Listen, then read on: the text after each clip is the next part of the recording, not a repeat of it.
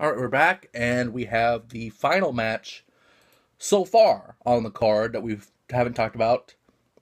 Well, last time I talked about it, we had a potential triple threat match, but WWE took predictability out of the way, and we now have Randy Orton versus Bray Wyatt. The reason I say that is because a few weeks ago, Orton uh, basically waived his right to WrestleMania. As long as he was the servant and Bray Wyatt was the master, then he would not fight him at WrestleMania, basically meaning you won the Rumble for nothing. In a way.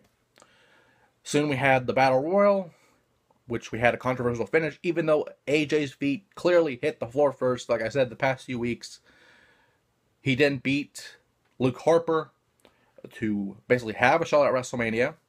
And then this week, instead of making it a triple threat match, you have a match between AJ and Randy Orton.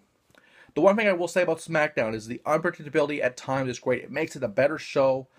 And honestly, SmackDown, if you look at Raw and SmackDown, almost every week, SmackDown is the better show, in my opinion. Not because Raw is 3 hours, but because of the quality of the show in general.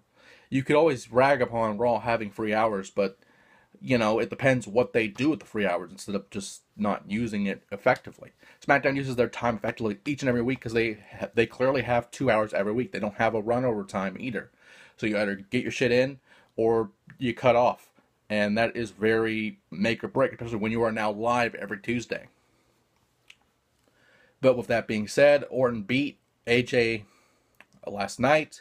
So the match we knew was going to happen all along actually does happen.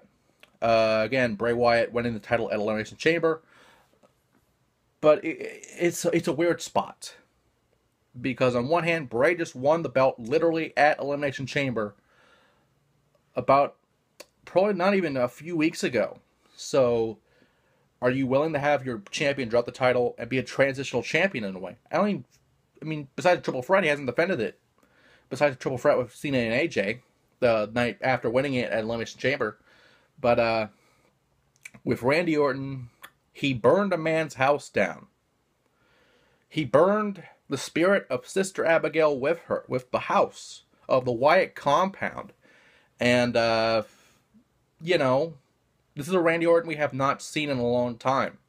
Not just with him being a Wyatt for the longest time, but an edge I've seen in Orton for a while, and it's something that I don't know what would happen.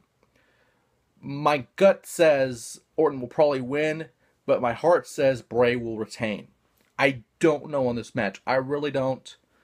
But, if it's the main event, it'll be the main event. If not, we'll have Goldberg and Lesnar probably in a 2-minute, 5-minute match.